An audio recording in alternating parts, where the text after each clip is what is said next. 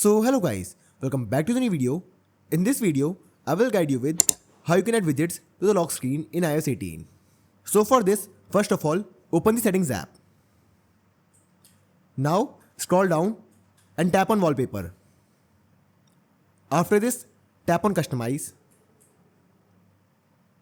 Now you will see different options here. Tap on add widgets. After this, you will see all widgets that you can add to the lock screen. For example, Amazon, batteries, calendar, Chrome, clock, etc. Now select a widget that you want to add to the lock screen. For example, let's say batteries.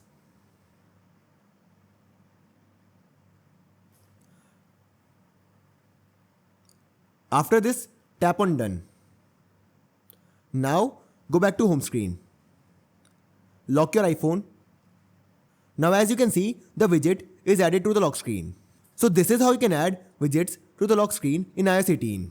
So I hope you find this video useful. And if you do, then don't forget to like this video and subscribe our channel.